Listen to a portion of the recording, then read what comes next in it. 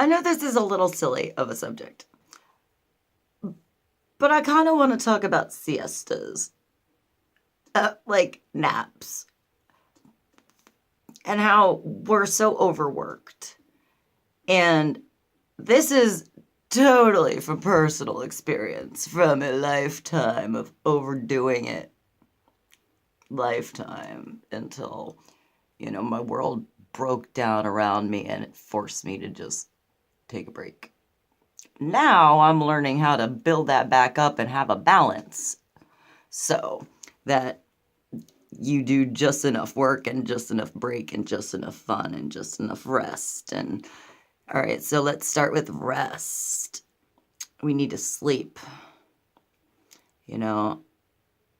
Personally, I can find myself getting to the end of the night, like at points in my life, and feeling like I'm still gonna miss something and I have so much more to get done and I just need to do it. And then I'm such a slow starter in the mornings to get going. I'm not a rise and shine kind of gal.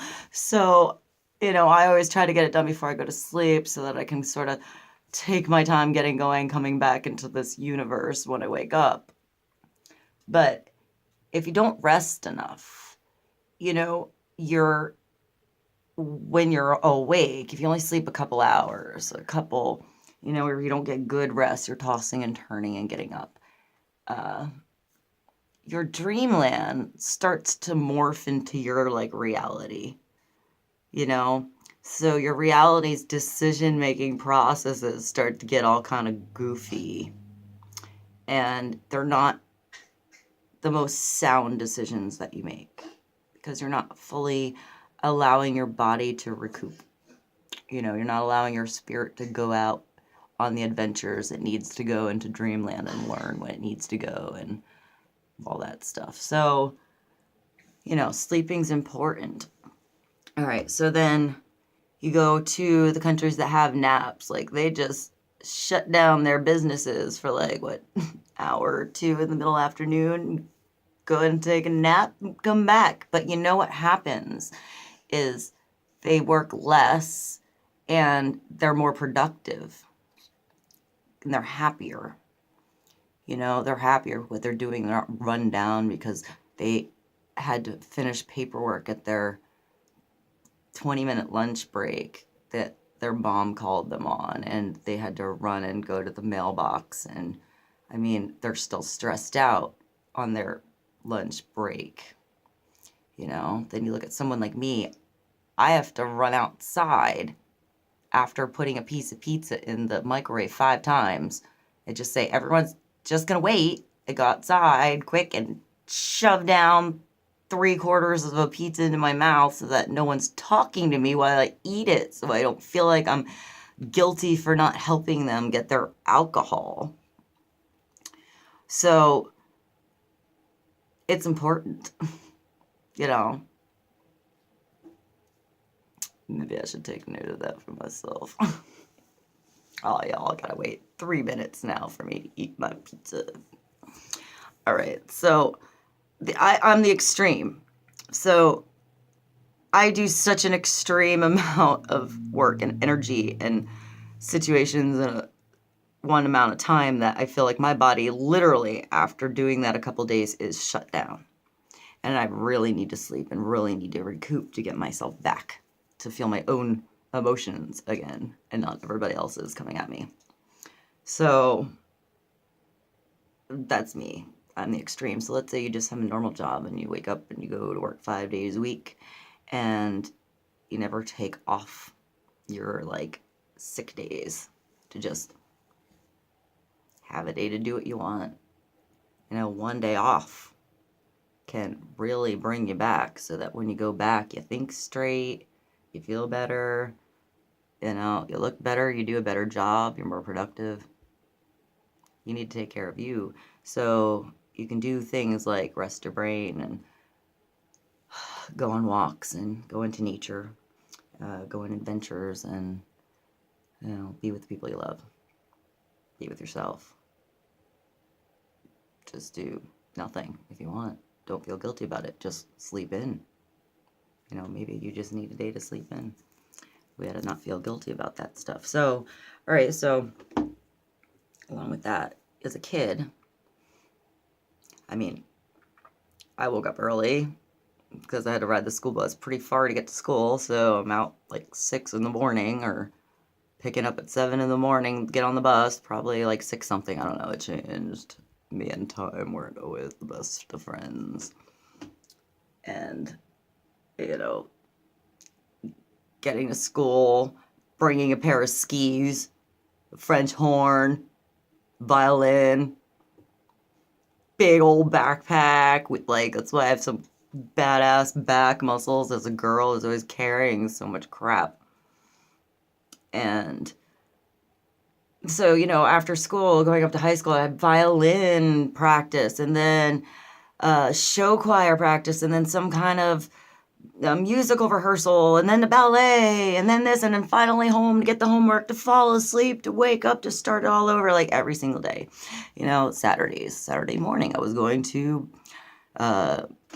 majorettes and, you know, then to some kind of rehearsal. So what did I mention? What did I say? Piano, tap, skiing, dance, sewing lessons. I'm so grateful for all of that, but that's a lot of schedule for a little girl. And then I wasn't much easier on myself moving as a 17-year-old girl to make it on her own in New York City, nor did I expect to be a bartender.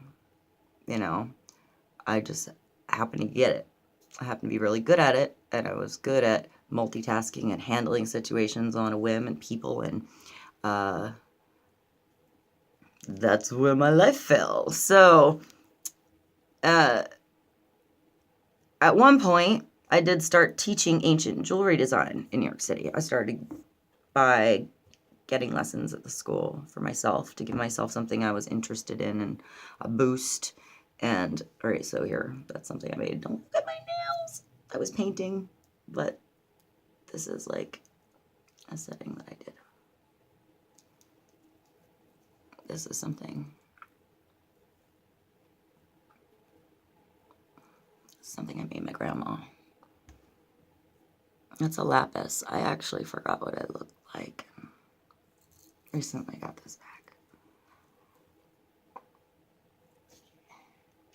I'm gonna pause this for a moment. Oh, wow, I didn't even know if I should record this. This is really weird. I didn't expect that to go there. I'm just very grateful for that. It was my grandma's and it meant a lot to me. Just that it had her energy on it. And thank you for allowing me the opportunity to have that back. Okay, so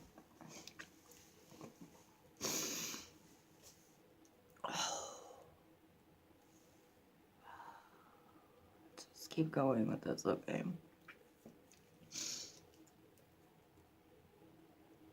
So at one point in my life, I started taking lessons of jewelry and I was really good at it. I really, really liked it. I still like it. You know, you feel like a bit of a badass handling a torch and some hammers and some big old tools and then coming up with amazingly beautiful things that people wear and can handle, like have an energy that can help them and be special to them and they can pass along, you know. So sorry. All right, so at this point in my life, I was still bartending because New York's not easy to make rent, you know. So I became an apprentice / teacher.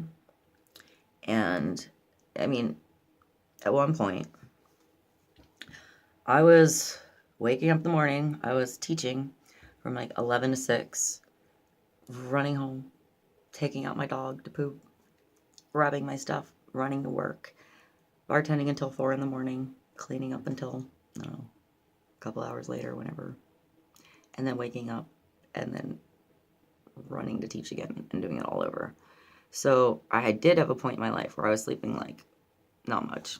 Like I maybe only had 3 hours to sleep. And then when I got a day off, I was just useless. I just sleep. And, you know, I had to do what I had to do. You know, I have to put in the time at the one place and make the ducats at the other.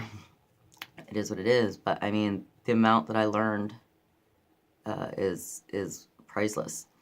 And the amount I learned from teaching is priceless, because I learned more from teaching people than I ever would have just doing stuff on my own. Because when you are with other people, they come up with mistakes and things that you would never, ever have thought of. And now you have to come up with solutions that... Hold on, I feel like I should blow my nose. This is so weird. Hold on. I know, Kitty, I'm with you. Sorry, I should pause this as I look at my nose. My... whatever.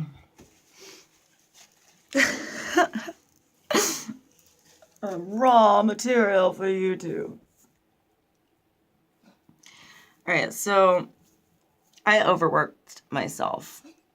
And then, you know, I gained a lot from it. I gained from the teaching, I gained everything. I'm eternally grateful for that opportunity. And my heart sort of still wishes I could still be doing it. But situations occur and time and, you know. So, this point in time, let's just say my life sort of broke down. Many people died. And things like uprose around me that made me feel like my world tore down and I had to hide in a cave. And in a way, it made me stop. I had to stop. And life got a little weird after that. You know, maybe things happen in our life to bring us to a point where, spiritually speaking, we hit a point where we fall onto our knees and we look to the sky and we just ask God for forgiveness and help. And at that moment that you ask, it comes.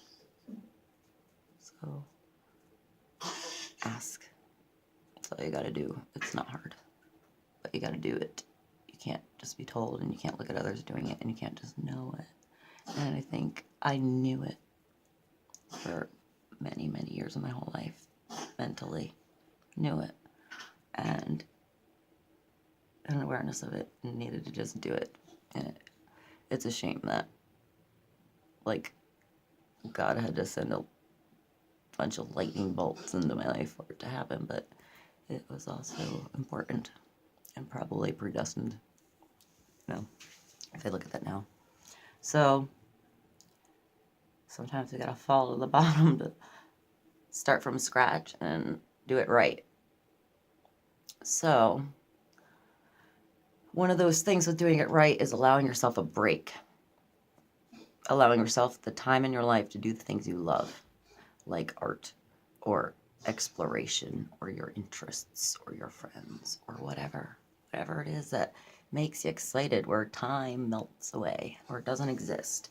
What did you do when you were a child that just made you happy? Think back. What did you do? What do you still like to do? Maybe take a day off and do it. Maybe take some time to pray and ask for some guidance. Maybe ask for some clues to know where you should go or how to follow your path a little bit better, so you find some balance, so you feel rested and you feel whole and you don't feel like you're being yanked from different directions. Ask how to follow your heart better, and maybe you'll find it.